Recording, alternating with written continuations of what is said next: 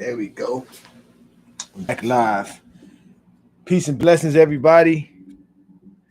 Welcome back to another episode of Speaking with Ajani Bakari Talk Show. I'm your host, Ajani Bakari.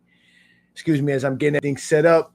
Got to get everything ready for you guys. I took a break from you guys last week, as it was Memorial Day and it was also my birthday week. So I definitely took some time off from doing the show, but I'm back again. Thank you for joining me as we get another great 3 topics for you guys this week. As I have some topics to discuss. We're going to talk about gun reform versus social reform. The tragedy that happened in Texas a few weeks ago or about a week ago is still a hot topic in the world and in the United States, basically. And I think it's time we talk about gun reform. There's a lot of talk about gun reform and what do we do as a society to protect ourselves and protect our children, because obviously there is a access to weapons that is just too easy for most folks to have, and some folks feel that gun reform is a necessary. So I want to talk about gun reform versus social reform. Which one is better for the ideology of preventing such tragedies? And then we're going to also discuss the mass media deceptions. We talked about The Secret before and what is brought to your attention and what you can actually grasp from your attention. So we're gonna talk about how the mass media deceives us and how they use mass media to basically put out disinformation and misinformation, and how mass media intentionally and blatantly puts out wrong information to stir up certain emotions and ideologies for the masses. And then we're going to discuss how how TV is used against us too, because it all falls in line with what we're talking about here. So those are our 3 topics. We're going to talk social reform versus gun reform, mass media deception, and we're going to discuss how the television is used against us. So thank you for joining me again. We're back again for another great episode of Speaking with Ajani Bakari Talk Show. This is episode 27. Thank you for joining me. I'm going to set up my other platforms here and devices and let some other folks get in. And we'll definitely get to a topic that I want to discuss about getting older, because I got another year older. Another cycle in my life, and I want to discuss some things about what happens in life when you get older. Some things just were revealed to me as I got another year in the books. But let me do this real quick.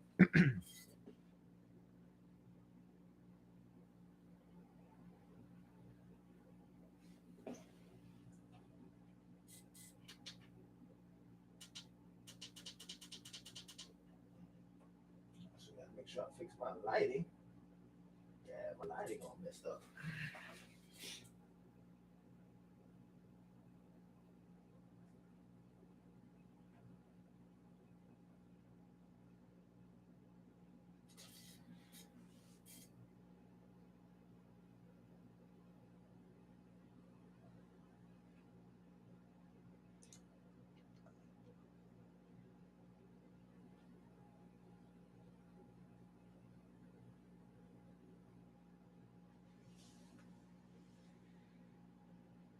All right, so getting my Facebook set up here.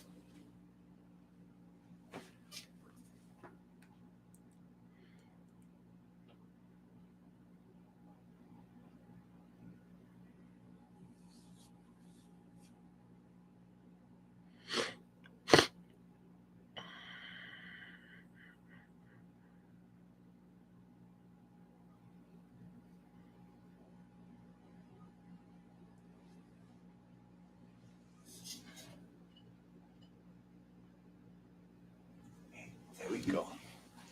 All right, so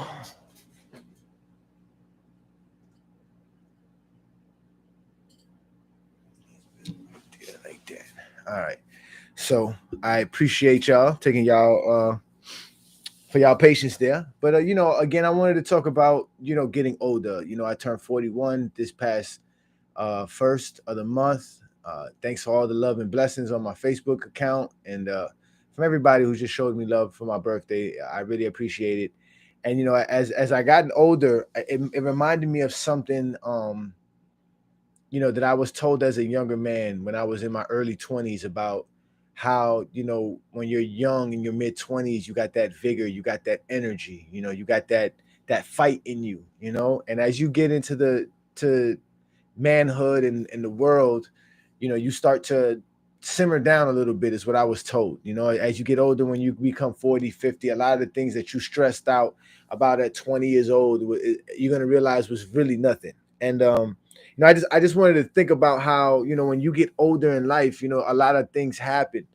And as for my experience, pertaining to that uh thought that was given to me when I was younger, I can see why they said that, because as I've gotten older, and especially that I'm getting older now in the last few years, a lot of things that I would have probably used a lot of my energy and time on are no longer something that I would waste my time on, like most people would say.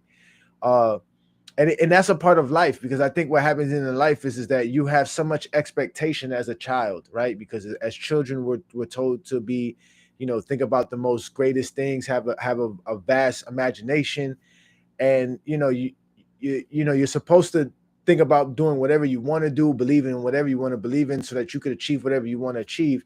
But as you get into the real world, right, and you have to survive and live and do things, as a human being, you start realizing that there's a lot about the world that you were not prepared for.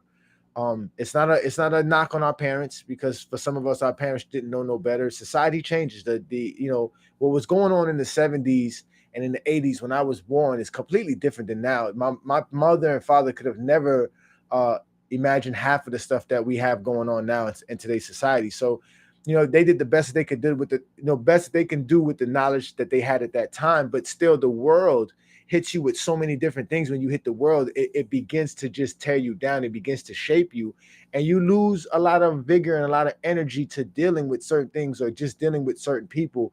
I believe disappointment shapes you, right? As you get older, you learn disappointments, you learn to deal with disappointments.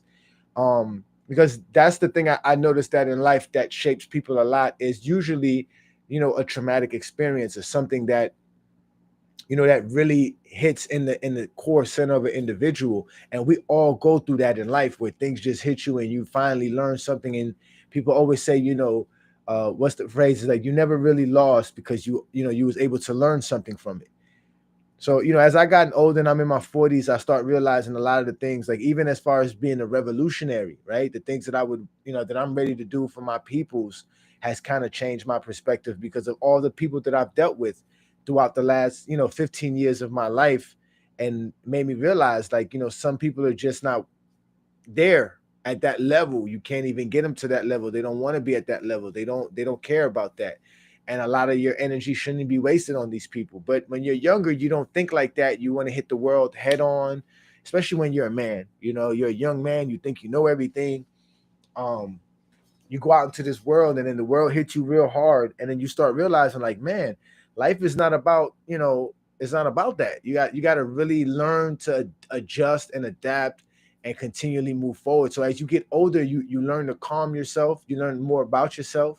And that's what I've come to realize with this birthday coming along, is that, disappointments that you go through in life, the things that you had expectations for, you kind of get level-headed, is what most people would say. And I don't think it's a bad thing. I don't think I'm saying this in a negative light. I just think it's a realization and observation of life, because I see now why older men get into a point where they just want to relax and have a certain sanctuary to themselves. They don't want to deal with too much. They don't want to deal with society. They don't want to deal with people. um the older you get, the less you're willing to deal with nonsense. um and that's in what correlation I get with what I was told when I was younger, is that, because a lot of things when I was younger, I was like, oh yeah, I could take care of that, I could do this, I can do that. And some things I were very successful at, and a lot of things I were, failed at. But I still was able to grow, and that's what happens with us. So, as we get older, as human beings, we got to remember that, we shape our lives. We're talking about that. We shape our lives with our perception, what we see, what we can understand, what we bring attention to, our actual being. So, with that being said, I think that the older I get, and the wiser I get, the more I start realizing where my energy and my time should be spent on, and how to spend it correctly to be more productive and efficient with the things that I could provide to those around me and the things that I try to do. So with that said, it's another year, y'all. Another year in the books. Let's get into the Facebook, folks.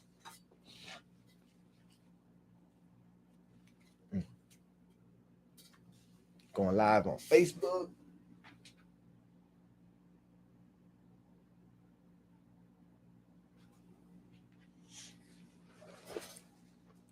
All right, we live on both platforms. Welcome to Speaking with Ajani Bakari Talk Show. I'm your host, Ajani Bakari. I'm live again on another Monday night as I took a break last week to observe the holiday and my birthday. Thanks for all the love from my Facebook folks who are joining me live, and also from all of my IG people and everybody that that just showed me love for my birthday. I appreciate it. Thank you so much. Another year in the books for your boy. But tonight's show, we got a great show for you tonight. I got the energy for you guys.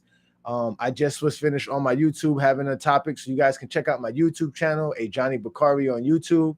But you could also go on my IG, speaking_with_, Ajani_Bakari, and my obviously Facebook page, which is Ajani Bakari. Those are the platforms you'll find all the material from my show. Tonight's material and tonight's topics are going to be 3 topics as usual. We're going to discuss gun reform or versus social reform. So we're going to talk about that because we had the incident, the tragic incident about a week ago where in Texas somebody ran into an elementary school and took some lives. And now everything is about gun reform. We're talking about gun laws that need to be passed. So we're going to discuss these things. We're also going to discuss the mass media deception, right? Because of what's been going on lately.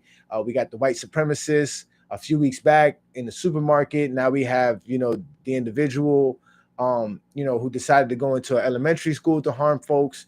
We're hearing more about mass shootings and active shooters and things of that nature. And all this comes from the media, the mass media, and how we receive the information from them and how they use it to deceive us in a lot of ways. We're going to talk about that. And we're also going to talk about how they use television in general against us, and how television, we talked about The Secret, right? What's brought to your attention, and how the television is used to captivate your attention subconsciously and consciously. And we're going to talk about that. So those are the 3 topics: gun reform versus social reform. We're going to talk about mass media deception, and we're going to talk about how television in general is used against us. Thanks for joining me. This is another great Monday night. Hopefully you guys are at home or you're at work or wherever you're at, you're enjoying yourself. Kick back. Let's get a great conversation going. I'm glad to be back with you. So let's let some folks come in on both platforms, and then from there we'll start the show in a couple of minutes. Also, I get myself a little drinky drink.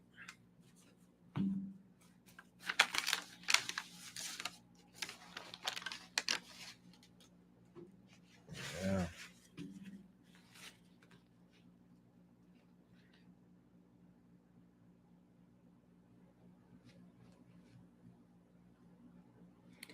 Also, if you guys get a chance, check out my other talk show. I have a show on Sunday afternoons, Goat James Kingdom, where we talk basketball and the GOAT conversation. Last week's episode was a little bit crazy, but it was definitely a good show. Debates never are simple when you have a formatted show about debates, but it was definitely a great show. So anybody who's into basketball and sports, go on ahead and check us out. Goat James Kingdom on YouTube, Facebook, TikTok, IG. And we come on Sunday nights. Sunday mornings. Sunday afternoons. Sunday afternoons at 12. So that is what we have going on.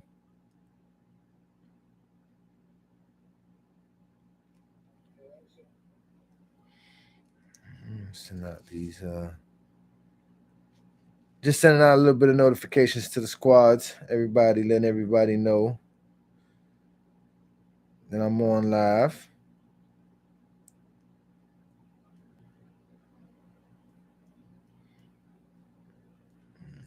Get everybody's attention. All right, so we're going to go ahead and get the show started, folks. Thanks for joining me. Again, this is Speaking with Ajani Bakari Talk Show. I'm your host, Ajani Bakari. We're going to start off with the first topic. We're going to talk about gun reform versus social reform. The reason I chose this topic was because there's this, there's a social problem in America with guns. We talked about this on the last episode about how white Americans love their guns. They love killing, hunting. It's a part of their culture. It's a part of their history. And the thing that has happened in the past few weeks has caused for more talk about gun laws and how do we restrict guns in the hands of people who shouldn't have guns. And the problem with that conversation, obviously, is that the right to bear arms, which means the right to have a gun, is in the Constitution of the United States of America, which it's an actual right that you have. It's not a privilege like drinking. I know people say, well, we don't let nobody drink till 21, or we don't let people drive without a license. These are privileges in our society. These are not rights that come along with the Constitution, with the actual United States Bill of Rights. You know what I mean? These are the things that we don't have rights to, but a gun you have a right to. So once you reach the adult level, you're allowed to go purchase a gun and have a gun in your home. And in certain states, you're allowed to carry a weapon. Now, in certain states like Florida, you have to have a license to carry your weapon. It has to be concealed. It cannot be out and open, but there's certain states where you can have an open carry, which means you can literally carry a gun out in the open and it's completely legal. There's also other states that allows you to have no kind of permits or any kind of licensing to actually carry a weapon, and it's an open carry state. So it depends on what state you live in and where you're at that these laws apply. But still, you're allowed to have a gun as a United States American citizen. That is just the rights of America. And that's where the gun reform or gun laws are an issue, because now you are trying to circumvent the Constitution, right? You're trying to strip away somebody's rights. Where if you can take away that right, what other constitutional rights can be stripped by the government? And the most important part about what I'm discussing when we're talking about this is that the reason that is actually in the Constitution is to protect the citizen from the government. So that means the government really doesn't have the right to tell the citizen they can't have guns, okay, or they can't arm themselves. So that's where the gun reform and gun laws fall into a conundrum. It falls into a rabbit hole that goes forever. And, we get the talk about, well, people shouldn't have guns that are like, military, rifles and what the quote unquote call assault rifle, which is, what we're going to talk about later on with the mass deception of the mass media deception. An assault rifle is not really an actual term that exists. Every rifle is capable of assaulting someone. I can assault you with a golf club. I can assault you with a kitchen knife. So to describe a gun as an assault weapon, that's what it is made to do. It's a weapon that can be used to assault someone. There are plenty of guns that can fire the type of rounds when you talk about an AR-15 or an AK-47 or these rifles that people think are specialized weapons, because the way the media, the way the media actually displays them to you, these guns are available to anybody. And we know that it's not something that, should be allowed to just anyone. But again, the rights of American citizens allows you to have a gun. And the reason you're allowed to have those weapons is because the military has those weapons. So whatever military weapons that are possessed by the United States government are allowed to be possessed by the U.S. citizen. That is a part of our constitutional right. We cannot just knock that away. So for me, I say, well, what is gun reform? What is gun law is going to do in the first place for someone who doesn't have the right mind state to not say, I'm not going to harm someone for whatever reason you are trying to harm someone or kill someone or murder someone.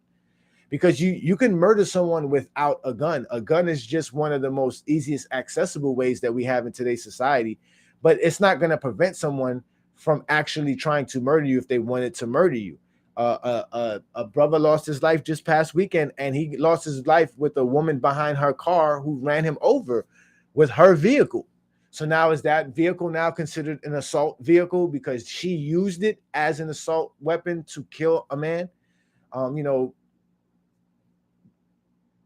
Rest in peace to the brother that lost his life. It was definitely a tragic, but that's the thing we have to talk about. That's why I say, is it really gun reform we have to talk about, or is it social reform? Should we talk about the mind state of the people that live in our society? Are we really going to start holding the society accountable for how people are reacting towards their disappointments, their anger, their frustration. You can't act on something based, to that degree to where you're going to harm and kill someone. You know what I'm saying? And we have to talk about this because we have been desensitized towards murder and killing. And these are the things that, we're going to get to when we talk about mass media deception and how the TV is used against us. We live in a society where people are really, really out of touch with one another, as far as your neighbor, the person next to you. That, how does someone plan something like this in either scenario, which was the one in Buffalo or the one in Texas, without family members or people close to this individual not noticing or having any kind of alarm to that this individual is planning such devious, violent acts? Somebody is sitting in their home planning this. They're not just, it's not just stuff that sticks in your head. They talk about this. They mention this.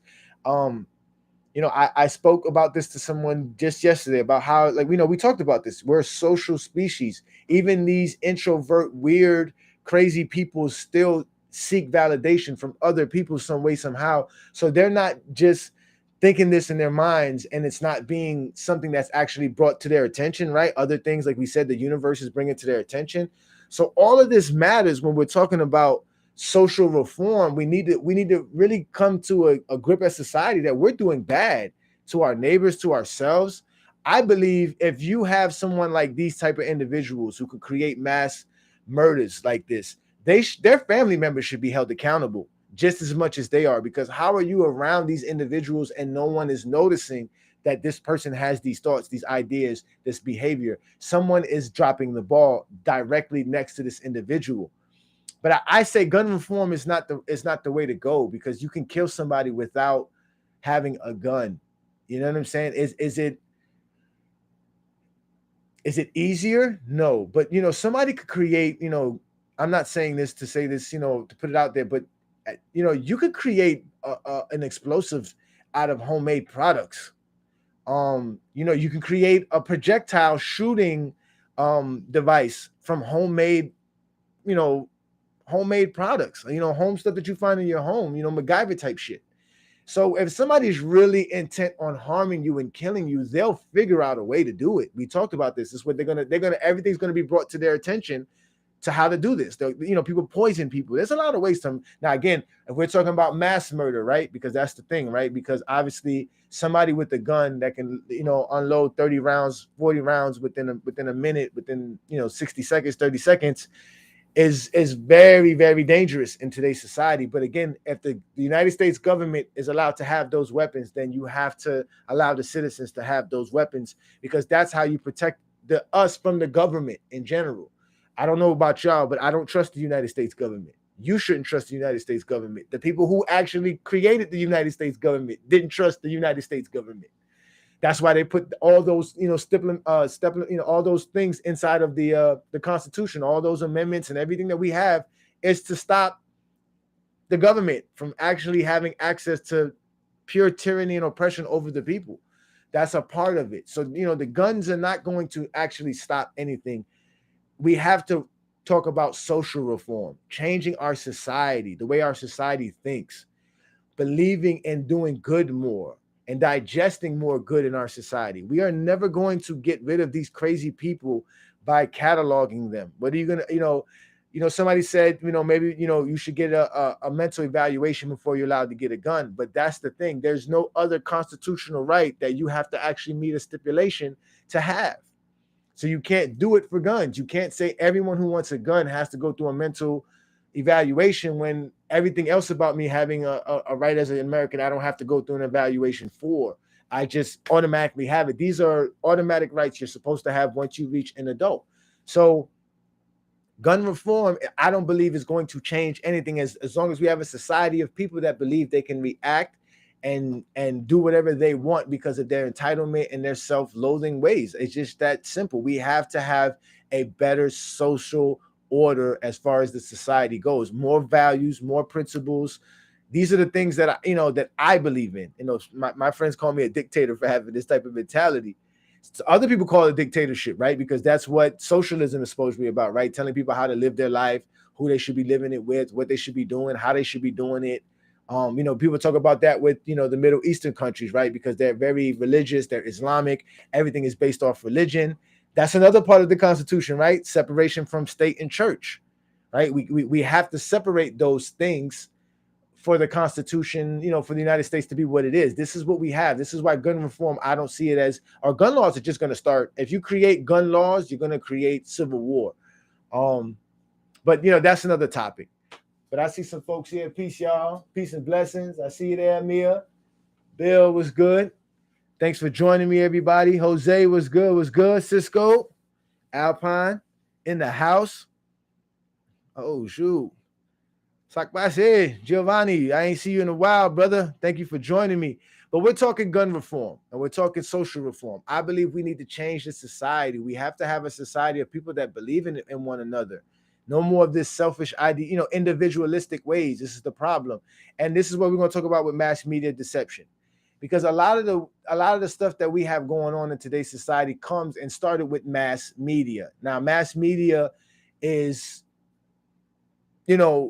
24-hour networks such as CNN and Fox News and MSNBC and all the other channels, whether it's, the home gardening channel, or if it's, a Cartoon Network, these are things, it's mass. We're being completely flooded with all of this information from all of these different, outlets and sources. And as a people, we don't know when to stop it or when to take things serious or not, or if that's real or not. And as a perfect example, before we had television, right, people used to listen to the radio. And there was an incident that happened where they did an alien invasion type show on the radio, but it sounded so real and it was so realistic to the people listening to it. They thought that there was actually an alien invasion in the United States. That's how many people were listening to the radio program, and that's how well the program was put together, that the people who were actually listening to this thought that that there was actually an invasion, and went out with the guns and was ready for war, ready to start shooting up in the sky.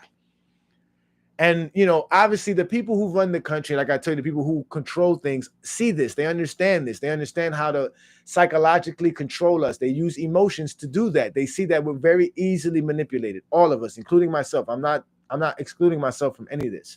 So the mass media deception has always been there from day one, because they're in our homes, they're in our visuals, they're in our minds, they're in our ears, they're there every right. If you're on your, want to have at access to you at all times, and you're being bombarded with information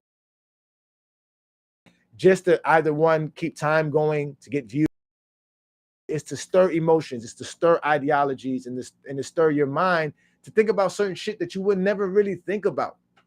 You know what I'm saying? There's just, our mind are sponges. We talk about this with we said it all the time. Our brains really absorb things that we don't realize. We don't, our eyes see things that our brain doesn't even understand we're seeing, because we're not able to understand certain things. So you have the mass media deception, and the gun laws is a perfect thing. Now everything is about gun laws. We're supposed to now find a way to restrict human beings from having guns. And I tell you what, like I said, if you start taking guns from white Americans, forget about it. It's going to be straight up civil war. They're not having it. In fact, I would say the mass media talk about gun laws, it's actual for other reasons. They're actually selling more guns now. Okay, who makes a lot of money? Gun manufacturers do. Who do the mass media work for? People who have money, corporations. So the gun laws and the people who own gun, who own gun manufacturing companies are just sitting back loving this, because this makes people go out more guns. Because now when you say, well, you can't have your gun, people are saying, well, no, I want my gun. There's more people grabbing guns. And then because of the fear and because of the steady everyday people are on the news channels watching this stuff, they have to repeat information. They have to keep giving you information. They have to stir up your emotions. They have to have you sitting there. I love my wife to death, but she cried watching, the whole Texas scenario. And she wasn't the only one. There was other people who saw that. And as a parent myself, I couldn't go to work the next day, because all I kept thinking to myself is that, if I'm at work and my child is in danger like that, how do you respond? So now my mind starts running about things that I would have never thought about until the mass media brings this to our attention. So the mass media deceives us in a lot of ways. It's a part of why they gave us the television, which we're going to talk about soon. They're in our homes. They're able to feed us information right into our psyche directly without us, having to be in their presence. They can do it from afar. And this is what mass media has done. Now we have, it's crazy. From every aspect of life, you can literally go on television and watch. It's a 24-hour channel on it. You can watch 24-hour crime, 24-hour cooking, 24-hour baking, 24-hour news, 24-hour sports, 24 hours religion, 24-hour. It can go on and on and on for days when I'm telling you this. There's channels that and how do we fight that? How do we guard ourselves? As I tell folks all the time, the media is there for a reason. They're not there for your well-being. We talked about this with capitalism. Everything is about money. So the more emotions are stirred by the society, the more they can get you to tune into their program. They can get you to follow what they want. They can get you to vote for certain things. And all of this is repetitive. We go through this right now. It's all about elections, right? So now they got to stir up everybody, right? Politicians have, it's like WWE. Politician has to come out, and this person has to say something, and this person has to challenge that person, and we have to sit back and say, oh, well, this person's better than that person, and we're going to vote for this person because they're going to pass these laws. And none changes. We've had mass murders since Columbine. We've had I'm not even going to talk about. We've had mass murders in America forever. Okay, Black people know about mass murders. Okay, we've been slaughtered by the masses for hundreds of years in this country. It's nothing new to us. So the United States of America has an issue, and the mass media is deceiving you about this issue. It's not about guns. It's not about whether you have the right politicians doing something or not, whether the police department are actually capable of handling this situation. Because that's another thing. Because now I'm watching white Americans who were pro-police, right, pro-blue, go in on police about this scenario. You know what I'm saying? Because the way the mass media has perceived that these officers were just sitting back and not trying to do anything. You know what I mean? To save lives during an active shooter scenario, or not even scenario, but active shooter event, something that's actually going on. So the media controls so much about what we think, what we see, how we see things, when we see things, the way we react to things. Their job is to do that. They know how to do it. They have producers and writers and all of these people in the background that are creating an actual television program for you so that you can be entrenched. If anybody's ever been to Disney World, right? You go to Disney World, there's rides in Disney Worlds where you're sitting somewhere and they know how to tap into every sense of your body to make you think you're in somewhere else. You're either floating or whatever it is. They'll do everything. There's psychologists and there's studies done behind this. And this is what people don't understand, how the media works. So they're using this. They take their studies, their polls, right? There's all this stuff that they do is to help deceive us and to keep us going in line with what the social order should be. And that's why I say social reform is the right way to go. So with that being said, we can go on to the next topic, right? Because if this is what they're using mass media for, well, how are they doing that? By giving us a television. I know you guys heard the overwoke and the super conscious people tell you keep a television out of your home. But we love TV. We love to be entertained. This is nothing new. This is what human beings have been doing for thousands of years, tens of thousands of years. We've always had theater. We've always had, performances where people are either dancing for us, singing for us, acting for us. So this is nothing new. But now they've given us a television, a box. The TV was invented in 1927, the 1920s. And since then, we can see a complete change in the world and society, how fast things have changed. My grandma was born in 1927, now that I come to think about it. And her life since then, she's seen so many different things. And television has a lot to do it, but it's used against us because the television, when you think about it, the invention of the television was to provide a specific type of programming. And that, back then it wasn't like how it is now. What was the television giving you? It was basically stuff coming from the government, coming from private entities that wanted to get their hands into your homes and tell you things. We talked about the radio and how the radio was used, and people used to listen to the radios. That's how you found out about the weather, about anything, the politics, current events. We're so used to just being on our phones that we forget about how all of this started.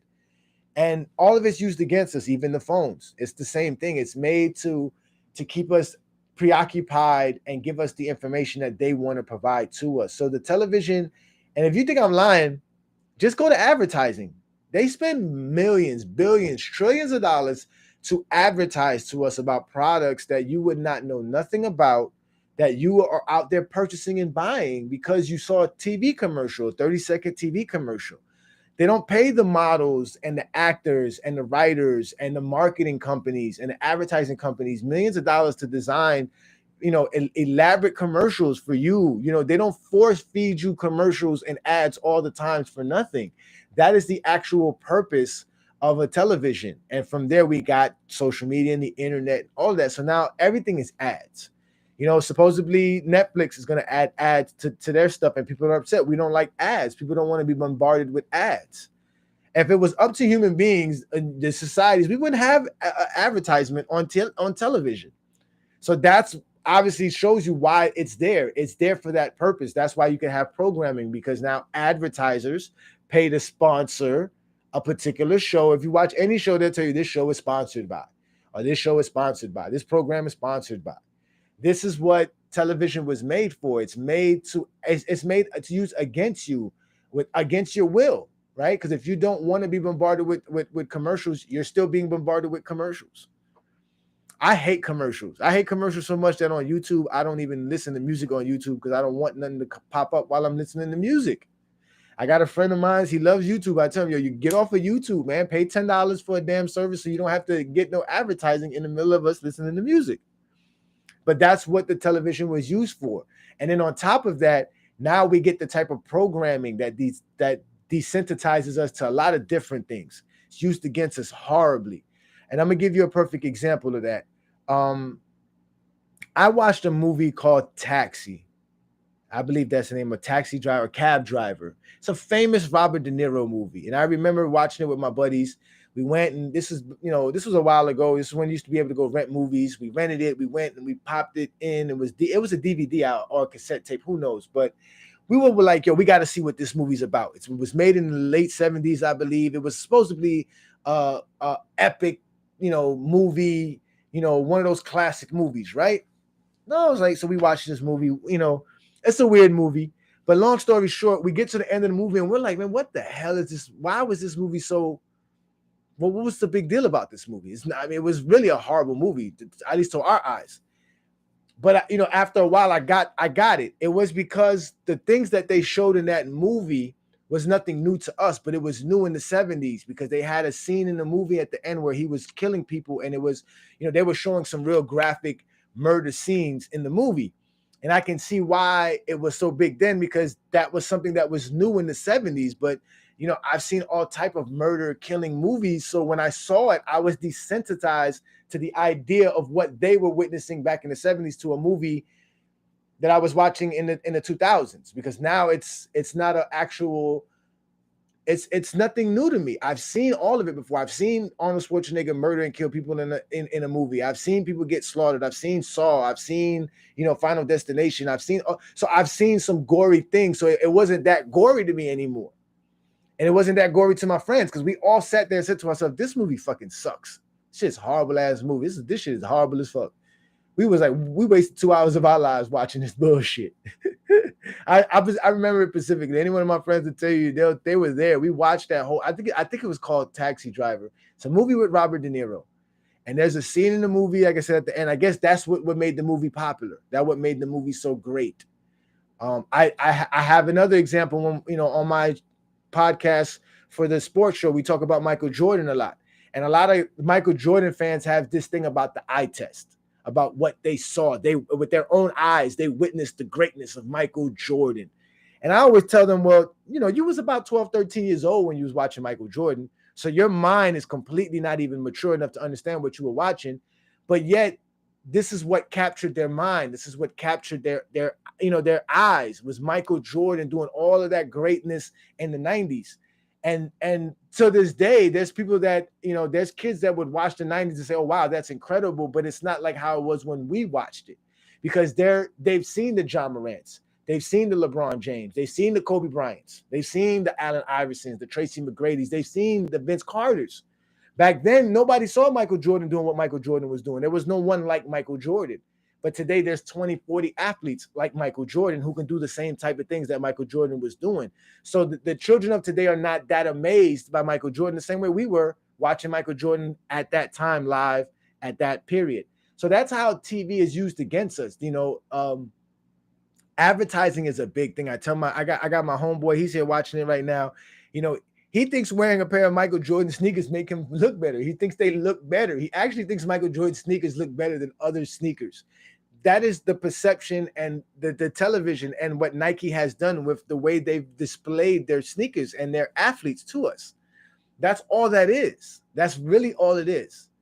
And these are the things that TV is used against us. So now, they can use TV against us in a lot of ways. We talk about this, racism is a big way. They use television and with racism, they bait us. They call it race baiting. When the elections come around, now all of a sudden we're witnessing cops being very, disrespectful and abusive towards Black people because they want Black people's attention. They know what captures our mind, our attention. These are the things that television does to us. This is what mass media does to us. And, with all that's been going on in the last few weeks, I'm watching mass media and television have people argue with one another, family members disagreeing with one another.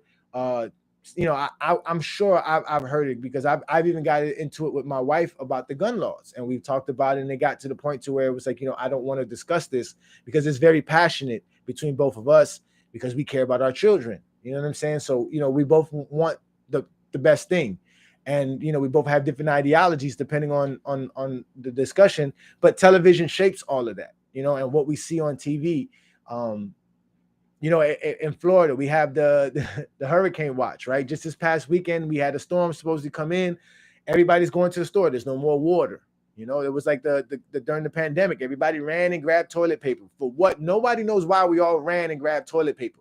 Still to this day, with 2 years past the pandemic, no one can tell me why we grab toilet paper the way we grab toilet paper. But it came from television. It came from mass media. And that's how they control us. If y'all don't believe me, man, I'm telling you, it works that way. Oh, here we go. Jose, a Taxi Driver. That's the name of the movie. Thanks, Giovanni. That's it. That's it. Taxi Driver. Jose, leave me alone. Goat James, always and forever. If you want to talk, you know where to reach me. I don't got no time for that. But yeah, folks, we have to remember we have a lot to fight in this world as just a regular individual, but we can't do it alone, right? We talked about that. We're social species. And another thing is we have to understand how these things are made to use against us. And once you understand that, then you can utilize it for good, for your own benefit. But understand that these are the things that you deal with. So, I believe we need to have a social reform. And if society can be, shaped and dictated by mass media and television, then maybe we need to use mass media and television to actually create a better society for ourselves. All right. That's what my show is predicated on. I hope that when people watch my show, they get inspired to do right. They get inspired to do the right thing. They get inspired to learn more, to do more. And they also get entertained because we have to enjoy life, because that's the most important thing, y'all. We have to enjoy life. And that's why I would never tell somebody to get rid of their television or to stop watching certain programs. Just understand that these are the things that you have that are available to you. A perfect example, I have my 2-year-old, love him to death. He's learning everything from watching television. So, I make sure that when he's watching his programs, whatever shows he's watching, he's learning, about letters and numbers and phonics and sounds and colors. And he walks around all day long counting to himself. I mean, literally, he doesn't know how to say certain words, but he counts. He literally can count to 20 at 2 years old because he's been watching shows for the last year and a half on counting. That's how that's how you do things, and I think, if people understand that more, they'll be able to help their life a little bit more. So we're going to get, on, and we're going to move on. Jose, next show, abortion and pro-life thoughts. Bet. I'm with you on that one, brother. I got you. Abortion and pro-life. That's another thing with mass media. You see what I'm saying? Like, they know how to manipulate us, man. They really do. But that's a great topic, and we definitely gonna throw that one on there. That one's going on. So blessings to Jose for that one. Jose said next week we're going to discuss pro-life and abortion. I'm a male, so I really don't have a real take on it, but I do have a take on it because I love my children. So everybody, thanks for joining me. This was another great episode of Speaking with Ajani Bakari Talk Show. I want to send my blessings and love to y'all. Y'all have a great Monday night. I'll see y'all next Monday. Catch me on Goat James Kingdom Sunday, but you can also catch me here, right here in my backyard, Hollywood, Florida. Y'all enjoy yourselves. Stay blessed, stay beautiful. Thanks for that one, bro. That's a good topic, bro.